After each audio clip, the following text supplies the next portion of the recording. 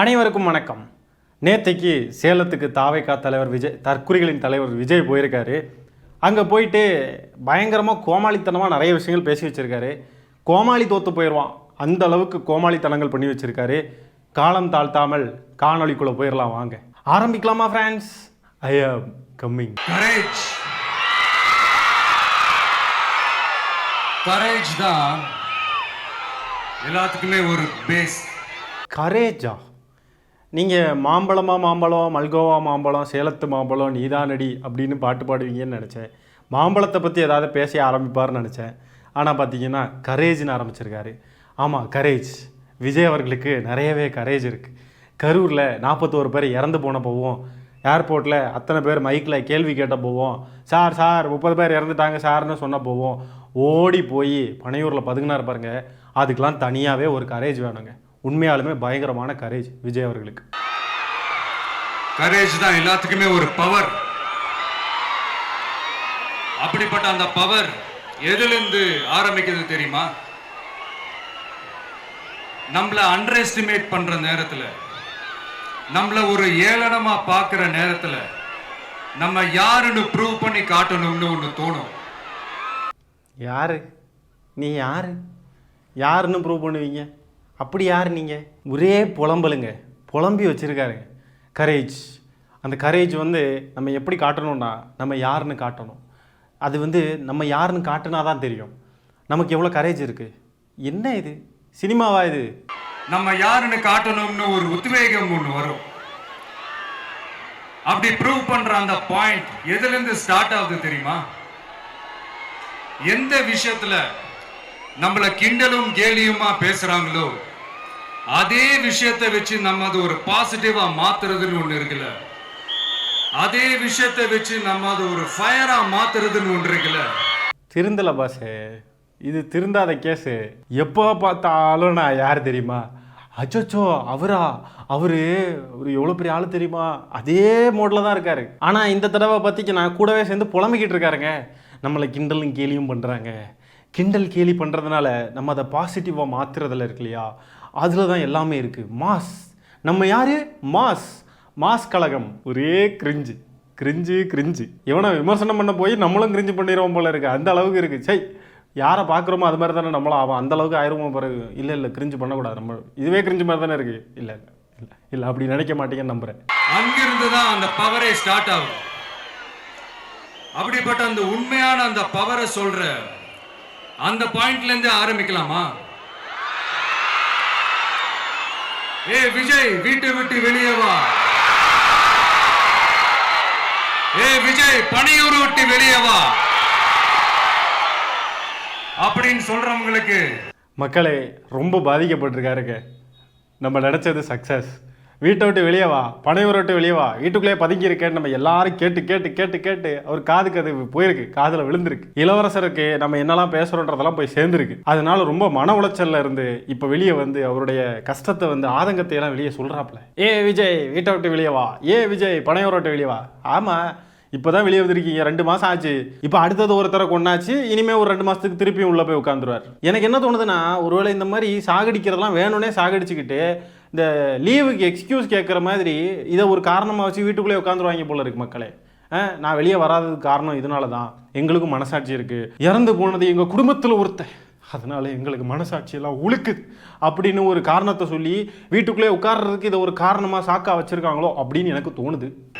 என் வீடு எதுன்னு தெரியுமா? பனையூரில் இருக்கு. அதானே, வேறு ஏதாவது வீடு இருக்கா? சின்ன வீடு, பெரிய வீடு ஏதாவது இருக்கா? தெரியும், சின்ன வீடு ஒன்று இருக்குது. வீடுன்னு ஒன்று உருப்படியாக இல்லாதனால தானே கூட இருக்கிறவங்கெல்லாம் விட்டுட்டு போயிருக்காங்க. அது யாரை சொல்கிறேன்னு உங்களுக்கே தெரியும். சின்ன வீடு, பெரிய வீடு என்னென்ன இருக்குன்னு உங்களுக்கும் தெரியும். அது ஊருக்கே தெரிஞ்ச விஷயம்தான். அதுக்கப்புறம் என்ன? முதல்ல என் வீடு எங்க இருக்குனாவது தெரியுமா? அங்கே தான், பனையூரில் இல்லையா? நாங்கள்லாம் அப்போ தப்பாக புரிஞ்சுக்கிட்டு இருக்கோமா? அப்போ அங்கே விஜய் இல்லையா? ஐயோ, உங்கள் விஜய் அங்கே இல்லை போல. என்னை சீண்டி பார்க்கறதா நினைச்சு கிண்டலும் கேலியுமா பேசுறவங்களுக்கு நான் சொல்றேன், இந்த தமிழ்நாடுன்னு சொல்றாங்களே, அது மத்தவங்களுக்கு வேணா ஸ்டேட்டா இருக்கலாம், ஆனா என்ன பொறுத்த வரைக்கும் என் தாய் நாடான தமிழ்நாடு தான் என் வீடு. கிரிஞ்சு இங்கே வா, ஓடு. தலையிலே ஒரு தட்டு தட்டணும், சும்மா கிரிஞ்சு பண்ணிக்கிட்டு. தாய் நாடான தமிழ்நாடு தான் என் வீடு. எவன் தான் எழுதி கொடுக்குறதோ தெரில. இதெல்லாம் இந்த ராஜ்மோகன் முதல்ல அந்த கட்சியில் இல்லைனாவே அந்த கட்சியை எங்க? ஏன்னா இந்த மாதிரிலாம் எழுதி கொடுக்குறதெல்லாம் அவர் தான். வீடியோ காலில் வரும் தலைவர் இல்லை, வீட்டுக்கே வரக்கூடிய தலைவர் அப்படின்னு இது மாதிரிலாம் எழுதி கொடுக்குறதெல்லாம் அந்த பைத்தியம் தான், லூஸ் மோகன். என் வீட்டில் மொத்தம் எத்தனை பேர் இருக்காங்க தெரியுமா? ஸோ என் மக்களே, அரசியல் பேச வந்திருக்காரு பாருங்க. என் வீடு எங்கே இருக்குது தெரியுமா, என் வீட்டில் எத்தனை பேர் இருக்காங்க தெரியுமா, எனக்கு எத்தனை வீடு இருக்குது தெரியுமா, இதுதான் அரசியல். பார்த்துக்கோங்க, தாவேக்காவுடைய அரசியல். வீட்டில் எத்தனை பேர் இருக்காங்க? நீங்கள் மட்டும்தானே இருக்கீங்க. வேறு ஏதாவது வேலை செய்கிறவங்க, சமைக்கிறவங்க, அவங்களாம் இருந்திருப்பாங்க. அவங்களையும் அடித்து விரட்டிட்டீங்க. அவங்களாம் வெளியில் வந்து பேட்டி கொடுத்துட்ருக்காங்க. நீங்கள் மட்டும்தான் இருப்பீங்க. குடும்பமாக பார்த்தா நீங்கள் மட்டும்தானே இருக்கீங்க. வேறு யார் இருக்கா அவங்க கூட? வேறு யாரும் இல்லை. உங்கள் குணம் புரிஞ்சு, உங்களுடைய இது புரிஞ்சு விட்டுட்டு போயிட்டாங்களே எல்லாரும். 8 கோடி பேர் இருக்காங்க. What the fuck? 8 கோடி பேர் இருக்காங்களா தாவேக்கா வீட்டில்? விஜய் அவர்கள் வீட்டில் அங்கே பனையூரில். 8 கோடி பேர். வெளியே ஒருத்தரால் கூட எட்டி கூட உள்ள பார்க்க முடியாது. அப்படிப்பட்ட வீடு, அது 8 கோடி பேர் இருக்காங்களா? அவ்வளோ பெரிய சுவர் கட்டி வச்சிருக்காரு, அதுக்குள்ளே 8 கோடி பேர் இருக்காங்களா? மக்களே பாருங்க, அந்த வீட்டுக்கு முன்னாடி எத்தனை அணில் குஞ்சுகள் வந்து தவமாக கிடக்குறானுங்க. தலைவரை ஒரு தடவையாவது பார்த்துடணும். அந்த கேட்டு முன்னாடி நின்று ஃபோட்டோ எடுத்துக்கிட்டு போகிறானுங்க. மணிக்கணக்கா, நாள் கணக்கா அங்கேயே படுத்து தூங்குறானுங்க. இந்த லட்சணத்தில் இவர் இருந்துக்கிட்டு வெளியில் வந்து பாருங்க, என் வீட்டுக்குள்ளே 8 கோடி பேர் இருக்கு. என்னைக்காவது ஒரு ரசிகனாவது அந்த வீட்டுக்குள்ளே ஏற்றிருக்கியா நீ? என்ன பேச்சு? எப்படி கூச்சமே இல்லாமல் போய் சொல்கிறாரு பாருங்க. பொய் புரட்டு. பொய்யிலே படுத்து, பொய்யிலே வளர்ந்து, பொய்யிலேயே புரண்டு. ஒட்டுமொத்த தமிழ்நாட்டு மக்களும் என் வீட்டு மக்கள். அப்புறம் எதுக்கு 41 பேர் சாகிறப்போ விட்டுக்கிட்டு ஓடுனேன்? உன் வீட்டில் உள்ளவங்க இறந்தா அப்படிதான் விட்டுக்கிட்டு ஓடுவியா? இப்போ ஒருத்தரை கொண்டு போட்டு அவர் குடும்பத்தினருக்கு எந்த இழப்பிடம் போய் சேரக்கூடாதுன்றதுக்காக அவர் மேலேயே பழிய போடுறீங்களே, எதுக்கு? உங்க குடும்பத்தினராக இருந்தால் இப்படிதான் பழிய தூக்கி போடுவீங்களா? உங்க விஜய் உங்ககிட்ட ஓட்டு கேட்டு மட்டுமே வரல, உங்ககிட்ட நீதி கேட்டும் வந்திருக்கிற. ஆக்சுவலா உங்களுக்காக நீதி கேட்கறதுக்காக தான் நான் அரசியலுக்கே வந்தேன். ஆனா இன்னைக்கு நான் உங்ககிட்ட நீதி கேட்கறதுக்காக வந்திருக்கிறேன். இந்த விஜய் என்னங்க தப்பு பண்ணா? தன்னை நேசிச்ச தன்னுடைய மக்களுக்காக அரசியலுக்கு வந்தா அது ஒரு தப்பா?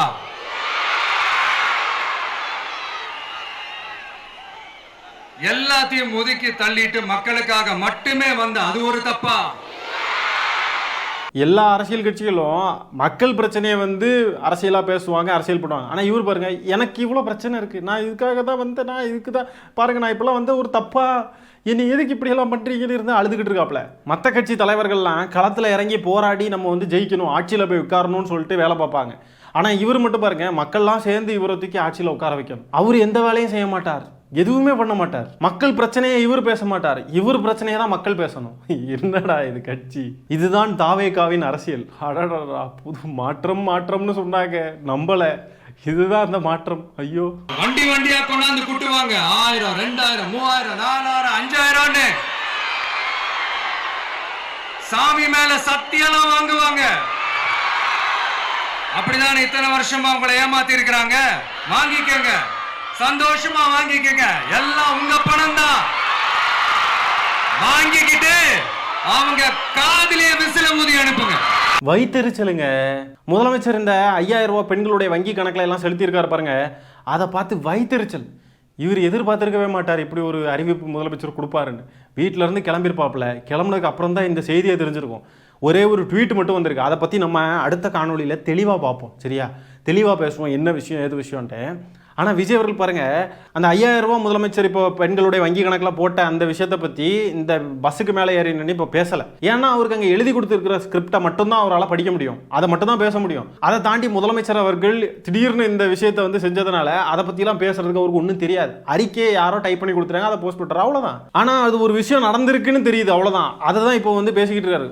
ஒரே வைத்தறிச்சல். முதலமைச்சர் இப்படி செஞ்சுட்டாரு, ஐயோ கொடுத்துட்டாங்க. ஆனால் அந்த காசை வாங்கிக்கிட்டு விசில் அடித்து ஊதி அனுப்பிடுங்க. மாசா இல்ல ப்ரோ, இந்த டயலாக் கேவலமா இருக்கு, மட்டமா இருக்கு. அவங்க செவிலே விசில் ஊதி அனுப்புங்க.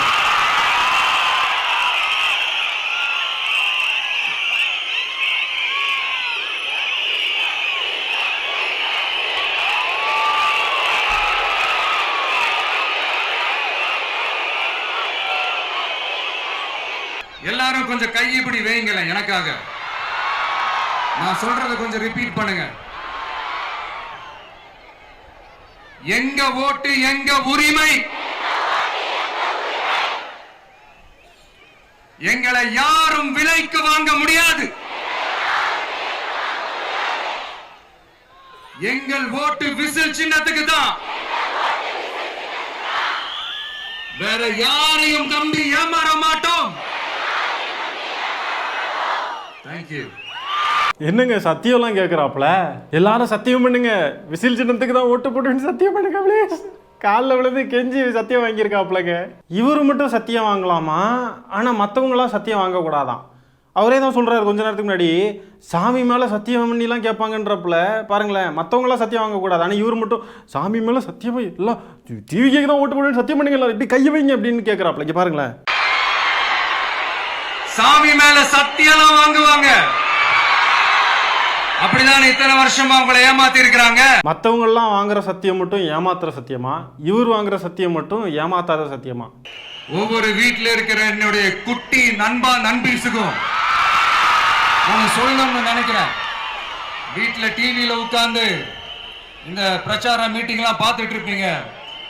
உங்களையும் உங்களுடைய ஃபியூச்சரையும் மைண்ட்ல வச்சுக்கிட்டு தான் நாம அரசியலுக்கே வந்திருக்கிறோம். அதனால எனக்காக நீங்க ஒண்ணு செய்யணும்.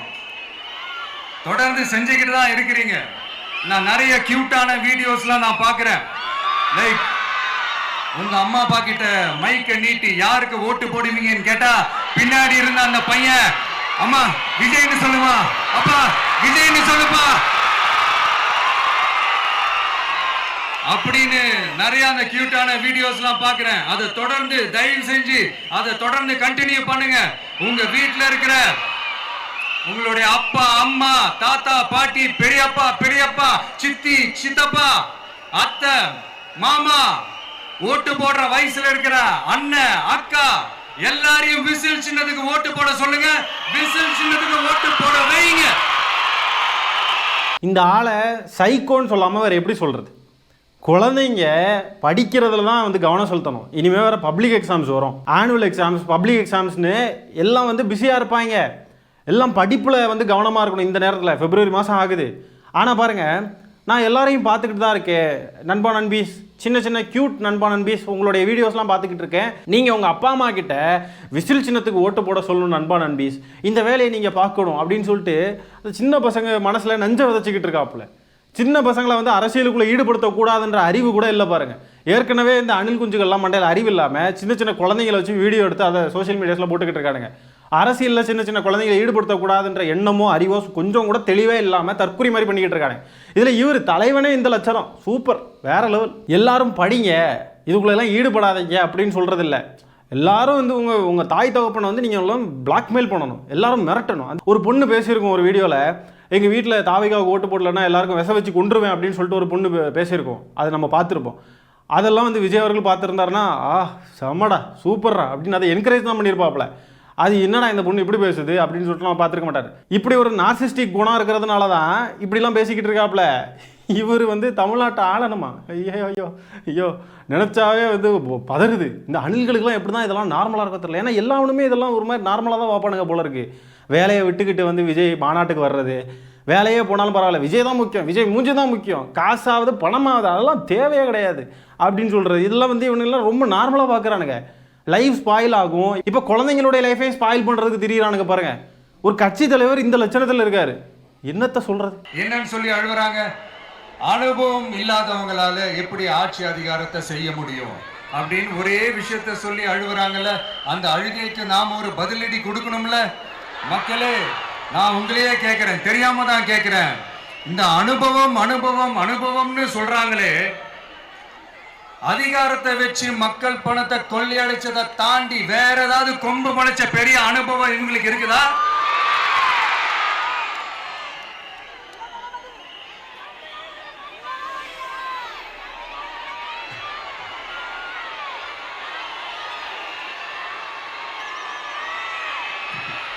மறந்துருச்சுங்க, மறந்துருச்சு. அடுத்தவங்க ஆரம்பிச்ச அரசியல் கட்சியில, அடுத்தவங்களுடைய அட்ரஸ்ல அரசியல்வாதிகளா இருந்துட்டு இருக்கிற இவங்க எல்லாருக்கும் ஒரு சவால்.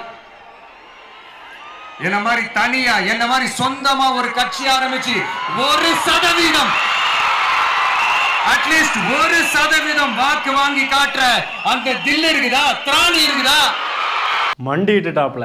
தனியாக அரசியல் கட்சி ஆரம்பிச்சு எல்லாரும் வேண்டிய மாதிரி 1% வாங்க உங்களுக்குலாம் திராணி இருக்கா, தில் இருக்கா அப்படின்றப்பல தோல்வியை ஒப்புக்கொண்டு விட்டார். கட்சியை கலைச்சிட்டு எல்லாரும் இதே மாதிரி தனியாக வந்து நில்லுங்க, ஏன்னா நான் ஜெயிக்க முடியாது, எல்லாரும் கூட்டணியாக இருக்கீங்க, நான் கூட்டணிக்கு கூவி பார்த்தேன், யாருமே கூட வர்ற மாதிரி தெரில, அதனால எனக்கு ஒரு வழி தெரியல, நான் தனியாக இருக்கிறேன்ல என்னால் ஜெயிக்க முடியாது, 1% ஓட்டு வாங்கி கட்டுங்க பார்ப்போம், நான் தனியாக வந்திருக்கேன்ல அப்படின்றப்பல கோமாளித்தனமாக இருக்குது இவர் பேசுறது. இவர் நடித்த நிறைய படங்கள் ரீமேக் படங்கள் தான், ஒரிஜினல் படங்கள் கூட கிடையாது. ரீமேக் படங்கள், கடைசி படம் கூட ரீமேக் படம் தான். இப்படி ரீமேக்காக நடித்தவர் இவர் வந்து அரசியலில் தனியாக கட்சி ஆரம்பிங்க பார்ப்போம் அப்படின்னு சொல்லிட்டு சவால் விட்டுக்கிட்டு இருக்காப்ல. சரி, அப்படி பார்த்தா விஜய் கட்சியில் இருக்கக்கூடிய செங்கோட்டையன், ஆதவ் அர்ஜுனா, சிடிஆர் நிர்மல்குமார், இந்த மாதிரிப்பட்டவங்கள்லாம் அடுத்தவங்க ஆரம்பித்த கட்சியில் தானே ஏற்கனவே இருந்தாங்க. அதையும் தாண்டி விஜய் அவர்களுடைய கொள்கை தலைவர்களாக இருக்கக்கூடிய தந்தை பெரியார் அவர்கள், காமராஜர் அவர்கள், அஞ்சலை அம்மாள் அவர்கள், இவங்கெல்லாம் எங்கே இருந்தாங்க? அடுத்தவங்க ஆரம்பித்த காங்கிரஸ் கட்சியில் இருந்தவங்க தானே. அப்போ அடுத்தவங்க ஆரம்பித்த கட்சியில் இருக்கிறதே ஒரு இழிவான ஒரு விஷயம் அப்படின்னு சொன்னாக்க கொள்கை தலைவர்களை அப்போ இழிவுபடுத்துறாரா? தன்னுடைய கட்சியில் இருக்கக்கூடிய அந்த 2ஆம் கட்ட தலைவர்கள்ன்ற பேரில் இருக்கிறவங்களெல்லாம் இழிவுபடுத்துறாரா? அப்போ எல்லாரும் என்ன பண்ணணும்னா, அரசியலில் ஜெயிக்கணும்னா எல்லாரும் புதுசாக கட்சி ஆரம்பிச்சுட்டு வரணும். ஒரு தலைவர் தான் இருக்கணும் ஒரு கட்சிக்கு, இன்னொரு தலைவர் இருக்கவே கூடாது. இப்போ தாவேக்கான்ற கட்சி பார்த்தீங்கன்னா விஜய் அவர்கள் தான், அதோட முடிஞ்சுது. அதுக்கு பிறகு தாவேக்காரங்க யாராவது வந்து கட்சி ஆரம்பிக்கணும்னா புதுசாக தாத்தா வேக்கான்னு வேணால் ஆரம்பிக்கலாம். தாவேக்கால தலைவராக இருக்க முடியாது. ஓப்பனாக தெரியுதுங்க, அழுவுறாருங்க. காபர், யூ கிரைடு காபர், முடிஞ்சது காபர். அனுபவம்னு சொல்கிறாங்களே, இவங்களுக்குலாம் கொள்ளையடிக்கிறத தவிர வேறு ஏதாவது அனுபவம் இருக்கா அப்படின்லாம் ஒரே அழுகங்க. மனசுக்குள்ள அவ்வளோ நெருடல் இருக்கு, கால் தரையில் படலை, கால் தள்ளாடிக்கிட்டு இருக்கு, பார்த்தாவே தெரியுது. களத்துல தனியா நின்று இந்த 2 வருஷத்துல முதன்மை சக்தியா வளர்ந்து 30% தாண்டி இன்னைக்கு மக்கள் ஆதரவை பெற்றிருக்கிற நமக்கு அனுபவம் இல்லையா? முதன்மை சக்தியா? நீ முதன்மை சக்தின்னு யார் சொன்னது? 30% ஓட் பர்சன்ட் இருக்காமே இவருக்கு. எப்படி தேர்தலே சந்திக்கல, அதுக்குள்ளே எப்படி 30% நீங்களே முடிவு பண்ணிட்டீங்க? உங்களுக்கு நல்லா இருக்குடா உங்க கதை. யாரா சொன்னது இந்த மாதிரி 30%? இந்த ஆதவ அர்ஜுனா தானே திருட்டு போய லாட்ரி. எல்லாம் பொய், புழுகிற ஒரே புழுகள் தான். 30% இருக்கான். 30 எப்படிங்க இவ்வளோ தைரியமாக அவர் பேசுகிறாப்ல? முதன்மை சக்தி, நீயே உன்னை முதன்மை சக்தின்னு சொல்லிக்கிட்ட இப்போ என்ன மக்கள் சொல்லணும்? அது அணில் குஞ்சுகளும் ஆதவ அர்ஜுனாவும் சொல்லக்கூடாது. இவங்களுக்கு நமக்கு அனுபவம் இல்லையா? நமக்கு அனுபவம் இல்லதான். கொள்ளை அடிக்கிறதுலாம் எங்களுக்கு அனுபவம் இல்லதா? ஏபா, இவருக்கு அனுபவம் இல்லைன்னு யாரப்பா சொன்னது? தொடர்ந்து அழுதுகிட்டு இருக்காப்புல, அனுபவம் இல்லை எனக்கு நான் என்ன தப்பு பண்ண, எல்லாரும் என்ன ஏன் இப்படி எல்லாம் திட்டுறீங்க, எல்லாரும் என்ன விமர்சனம் பண்ணுறாங்க. நம்ம கரேஜ் நமக்கு எப்படி கரேஜ் இருக்குன்னு வீட்டை விட்டு வெளியே வா புலம்பிக்கிட்டே இருக்காப்புலங்க. திரும்ப அதே தான் சொல்கிறாப்புல பாருங்க, எனக்கு அனுபவம் இல்லைன்னு சொல்லிட்டாங்க. ஆமாம், அனுபவம் இல்லைன்னு தான். இப்போ தானே அரசியல் கட்சி ஆரம்பிச்சிருக்கேன், அப்போ அனுபவம் இல்லைன்னு எல்லாரும் சொல்லுவாங்க. இப்போ ஆரம்பித்த உடனே ஆனால் இவருக்கு பயங்கர அனுபவம் இருக்குப்பா அப்படின்னு எல்லாரும் சொல்லுவாங்களா? அப்படி எதிர்பார்க்குறீங்களா? உங்களுக்கு ரசிகர் கூட்டம் இருக்குன்றதுக்காக அரசியல் அனுபவம் இருக்குன்னு எல்லாரும் ஒத்துக்கணும். உங்களுக்கு பார்க்க சகிக்கலைங்க. ஆமாம், அனுபவம் இல்லை, எனக்கு கொள்ளை அடிக்கிறதுல அனுபவம் இல்லைன்றாப்புல. அப்புறம் எதுக்கு 15 கோடி ரூபாயை மறைச்சு கோர்ட்டில் 1.5 கோடி ரூபா ஃபைன் கட்ட சொன்னாங்க? நீங்கள் குற்றவாளி தான் ஏன் சொன்னாங்க? வரியை இப்போ நீங்கள் பண்ணவே இல்லை, மக்களுக்கு சேர வேண்டிய பணம் தானே அது? வரின்றது என்ன? மக்களுக்கு சேர வேண்டிய பணம். அதை நீங்கள் லவட்டி வச்சுக்கிட்டு எங்களுக்கு கொள்ளையடிக்கிறதுல அனுபவமே இல்லைன்னு சொல்லிட்டு இப்படி உருட்டுறீங்களே விஜய் அவர்களே, என்ன இது? என்ன இப்படிலாம் பண்ணலாமா? தமிழ்நாடு எப்பவுமே டெல்லிக்கு அவுட் ஆஃப் கண்ட்ரோல் அப்படின்ட்டு ஸ்டாலின் சார் அடிக்கடி சொல்லுவாங்க. ஸ்டாலின் சார் எதெல்லாம் அவுட் ஆஃப் கண்ட்ரோல் இப்ப நான் கொஞ்சம் சொல்லட்டுமா? பாஜகவை சொன்னா இவருக்கு எதுக்கு கோவம் வருது? டெல்லியை பார்த்து சவால் விட்டால் இவருக்கு எதுக்கு கோவம் வருது? என்னமோ தப்பா இருக்கே. பாஜகவுடைய முழு நேர அடிமையாயிரு, இவருக்கு எதுக்கு கோவம் வருது? முதல்வர் ஸ்டைல்லையே சொல்லணும்னா, பொய்யிலேயே பிறந்து பொய்யிலேயே வளர்ந்த புலவர் பெருமானே, கொஞ்சம் அத திருத்தி சொல்றேன், புலுகர் பெருமானே. பார்த்தீங்களா, இது கிரிஞ்சு தானே. போன தடவை என்னன்னா ஒரு திருக்குறள் சொன்னாப்புல, இப்போ என்னன்னா புலுகர் பெருமானே, புலவர் பெருமானே. அது இல்லை, புலுகர் பெருமான். இதுக்கு இதெல்லாம் சொல்லி ஆகணுமா? இப்படி சொல்லி, ஏன்னா அவருக்கு இதெல்லாம் சொல்லணும்னா நிம்மதியாகவே இருக்க முடியாது. ஏன்னா இதெல்லாம் ரெடி பண்ணி வச்சிருக்காரு, புரியுதுங்களா? ரெடி பண்ணி வச்சிருக்க ஸ்கிரிப்டை பேசியே ஆகணும். சினிமா நடிக்கிற நினப்பிலேயே இருக்காப்புல இன்னும் வரைக்கும். கரெக்டாக டைலாக் டெலிவரி இருக்கணும், கரெக்டாக பேசணும். ஆனால் இங்கெல்லாம் நிறைய தப்பு பண்ணுறாப்புல. சினிமாலெல்லாம் இவரை வச்சு எப்படி தான் டேரக்டர்ஸ் படம் எடுத்துருப்பாங்களோ தெரில. தப்பாக நடிக்கிறாப்புல, தப்பாக டைலாக் சொல்கிறாப்புல, மறந்து போயிடுறாப்புல. எப்படிங்க இவரை வச்சு படம் எடுத்திருப்பாங்க? அவருடைய அண்ட புழுகு, ஆகாச புழுகு என்ன தெரியுமா? பெண்களுக்கு பாதுகாப்பு தமிழ்நாட்டுல எங்க போனாலும் கொட்டி கிடக்குதான். ஆமா, பெண்களுக்கு தமிழ்நாடு பாதுகாப்பான மாநிலம் தான் இல்லையா பின்ன? அப்படி அது உண்மைனா அண்ணா யூனிவர்சிட்டி அந்த பொண்ணுக்கு ஏன் சார் அப்படி ஒரு கொடுமை நடந்துச்சு? ஏன் தெரியுமா? இந்த தாவேக்கா பொறுக்கி பசங்க இருக்காங்க பாருங்க, அந்த பொறுக்கி பசங்கள்ல எவனோ ஒருத்தன் தான் அண்ணா யூனிவர்சிட்டிக்குள்ள புகுந்துருக்கான். பெண்களுக்கு பாதுகாப்பு இல்லைன்னு சொல்லி நினைக்கிறீங்க அப்படின்னு சொன்னாக்க அதுக்கெல்லாம் காரணம் இந்த தாவேக்கா பொறுக்கிகள் தான். கோவை கல்லூரி பெண்ணுக்கு ஏன் சார் அப்படி ஒரு கொடுமை நடந்துச்சு? ஏன்னா அவனும் தாவேக்கா பொறுக்கியா தான் இருப்பான். அவனுங்க டீட்டெயில்ஸ் எடுத்து பார்த்தாக்க அவன் ஒரு விஜய் சப்போர்ட்டர், டிவிகே சப்போர்ட்டரா தான் இருப்பான். பெண் குழந்தைகள் பாதிக்கப்படுறதா கிட்டத்தட்ட 1000க்கும் மேலான போக்சோ கேசுகள் ஏன் சார் பதிவானுச்சு? போதைப் பொருள் கலாச்சாரம் கண்ட்ரோலே இல்லாம அது பாட்டுக்கு தாறுமாற எங்கேயோ போய்கிட்டு இருக்கு. வயலன்ஸ்லாம் தலைவிரிச்சு ஆடுது. எல்லாமே டிவிகே ஆர் பிஜேபி பொறுக்கிகள் தான். விஜய் அவர்கள் பாருங்க, போதைப் பொருள் கலாச்சாரம் வயலன்ஸ்லாம் தலைவரிச்சாடுது. ஆனால் படத்தில் பாருங்க, அண்டாவை கொண்டா சியர்ஸ் அடிக்க 10வது பாட்டில் நான் குடிக்க அப்படின்லாம் பாடிக்கிட்டு போதைப் பொருளை பற்றி பேசுகிறாப்புல. பீஸ்ட் படத்தில் இஸ்லாமியர்களை எல்லாம் வந்து அடித்து கொள்கிற மாதிரிலாம் சீன்களை வச்சுக்கிட்டு இப்போ வந்து வயலன்ஸ் அதிகமாகிடுச்சு. இவர் நடித்த படங்களை பார்த்துலாம் யாருமே இன்ஃப்ளூயன்ஸ் ஆக மாட்டாங்க. ஆனால் பாரு என்ன இது ரெட்டை வேடம், எதுக்கு இந்த டபுள் ஸ்டாண்டர்ட்ஸ் விஜய் அவர்களை? அதே மாதிரி ஆட்சிக்கு வந்ததுக்கு அப்புறம் கூட அவங்க அது தரல இவங்க இது தரல அப்படின்லாம் பம்மிக்கிட்டு இல்லாம உங்களுக்காக எந்த எக்ஸ்ட்ரீமுக்கும் போய் நான் போராடவும் தயாரா இருக்கிறேன். உங்களுக்காக நான் போராட தயாராக இருக்கேன், எந்த எக்ஸ்ட்ரீம்னாலும். ஓ நம்புங்க, இவர் எதுக்காகவும் பம்ம மாட்டாராம். பாஜக கிட்ட பம்மி தானே இருக்கீங்க. சிபிஐ கிட்ட இந்த வழக்கு இருக்குன்றதுனால பாஜகன்ற பேரை நீங்கள் அதுக்கப்புறம் எங்கேயுமே உச்சரிக்கலை. அந்த லட்சணத்தில் இருந்துக்கிட்டு இவர் பம்ம மாட்டாரா? நீங்கள் பம்முன லட்சணம் எல்லாம் நாங்கள் ஏற்கனவே பார்த்துருக்கோம். ஜெயலலிதா அம்மா கிட்ட பம்முனது, இப்போ பாஜக கிட்ட பம்முறது எல்லாத்தையும் நாங்கள் எந்த எக்ஸ்ட்ரீமுக்கும் போவாராம். தமிழ்நாட்டு உரிமைகளை காப்பாற்ற, தமிழ்நாட்டு மக்களுக்காக. Bro, this is very very comedy bro. One last simple question, Vijay நம்புறீங்களா ஸ்டாலின் சாரை நம்புறீங்களா? டவுட்டு, அவருக்கே கான்ஃபிடன்ஸ் இல்லை. ஆனால் சும்மா தான் சொல்லிக்கிட்டு இருக்காப்ல, கான்ஃபிடென்ட்டாக இருக்க, வெற்றி நிச்சயம், நல்லதே நடக்கும். அதெல்லாம் சும்மா. ஏற்கனவே நாமக்கல்ல பேசுகிறப்பவே வந்து இந்த டவுட்டில் தான் கேட்டாப்ல. எல்லாரும் ஓட்டு போட மாட்டீங்கலாம் சொல்கிறாங்க, நீங்கள் எல்லாரும் ஓட்டு போடுவீங்களா நண்பன் பீஸ் அப்படின்லாம் வந்து டவுட்டில் கேட்டாப்ல. அதுமாரி இன்னொன்று சொன்னாப்ல, நான் கூட போன வாரம் வரைக்கும் இன்னமும் நினச்சிக்கிட்டு இருந்தேன், நம்ம ஜெயிக்கிறதெல்லாம் கஷ்டம் தானே நினச்சேன், ஆனால் உங்களெல்லாம் பார்த்ததுக்கப்புறம் எனக்கு நம்பிக்கை வந்துருச்சு அப்படின்னு சொல்லிட்டு அந்த பைத்தியக்காரனுங்க, அந்த தாவேக்காரனுக்கு கீழே வந்து டிவிகேன்னு கத்திரவங்களை பார்த்து தான் நம்பிக்கை வந்துச்சுன்னு சொல்லிட்டு அவர் அங்கே நாமக்கல்ல சொன்னாப்ல. இப்போவும் பாருங்க, திரும்ப கேட்குறாப்ல, நீங்கள் என்ன நம்புறீங்களா? முதலமைச்சர் மு க ஸ்டாலின் அவர்கள் நம்புறீங்களா? ப்ளீஸ் சொல்லுங்க. உள்ள பயம் வேலை செய்யுது. அவ்வளோதான், முடிஞ்சு போச்சு. கதம் தேர்தலுக்கு அப்புறம் தெரியும். கதம் இந்த கதம் நாங்கள் சொல்லுவோம். இதை நோட் பண்ணி வச்சுக்கணும். கதம் எல்லாரும் இப்படி கையை நீட்ட சொல்லி சத்தியம் கேட்குறாப்புல, என்னை நம்புறீங்களா அவரை நம்புறீங்களான்னு சொல்லிட்டு கேட்டு கெஞ்சுறாப்புல. பாவம் குழந்தை ஒரே கன்ஃபியூஷன்ல இருக்காப்புல. அவரே ஸ்டாலின் சார்லாம் பதறாரு. ஆட்சி அதிகாரத்தில் பங்கெல்லாம் தமிழ்நாட்டில் ஒத்து வராது அப்படின்னு சொல்றாரு. அவங்கள பொறுத்த வரைக்கும் ஜெயிக்கிறதுக்காக மட்டும்தான் கூட்டணி, மற்ற எல்லாத்துக்குமே அவங்க தனி அணி, அவங்க மட்டுமே ஒரே அணி. முதலமைச்சர் பதறாராம். இந்த மாதிரி கூட்டணி ஆட்சின்றது தமிழ்நாட்டுக்கு ஒத்து வராதுன்னு சொல்றது முதலமைச்சர் பதட்டத்தில் சொல்றாராம். அதாவது அவர் தமிழ்நாட்டுக்கு செட் ஆகாதுன்னு தான் சொன்னார், திமுகவுக்கு செட் ஆகாதுன்னு சொல்லலை. தமிழ்நாட்டிற்கு கூட்டணி ஆட்சின்றது வேலைக்கு ஆகாது. ஏன்னா இங்கே இருக்கிற கொள்கையின்படி கூட்டணி கட்சிகள்லேயே வேறு கொள்கைகள் இருக்கும் அவங்களுக்குலாம். ஸோ அவங்களுடைய கொள்கைகளின்படி வந்து ஆட்சி அதிகாரத்தில் பங்குன்னு கொடுத்தாக்க அவங்க இஷ்டத்துக்கு செயல்படுறப்போ இங்கே தமிழ்நாட்டில் பல பிரச்சனைகள் வரும். இங்கே வந்து கொள்கை ரீதியான பிரச்சனைகள் அது இதுன்னு நிறைய இருக்கும். அதனால கூட்டணி ஆட்சின்றது தமிழ்நாட்டுக்கு செட் ஆகாதுன்னு தான் சொன்னார்.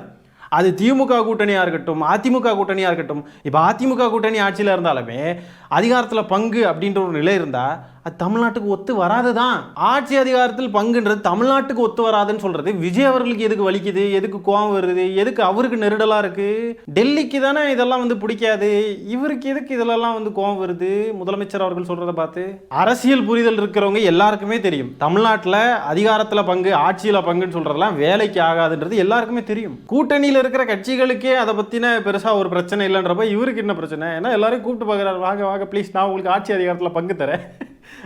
காங்கிரஸ் வந்து தாவேக்கா கொடுக்கக்கூடிய இந்த ஆஃபரை வந்து உபயோகிச்சா காங்கிரஸ் ஆட்சிக்கு வர ஒரு வாய்ப்பு இருக்கு, தாவேக்கா ஒரு வாய்ப்பு வழங்குது அப்படின்ட்டுலாம் விஜய் அவர்களுடைய தந்தை வந்து சொன்னாப்புல. இவங்க கூட்டணிக்கு கூப்பிடுற லட்சணமே இந்த மாதிரி அவங்களுடைய நேமையும் அவங்களுடைய அந்த ஒரு லெகசியையும் வந்து மிதிச்சு தான் கூப்பிடுறாங்க.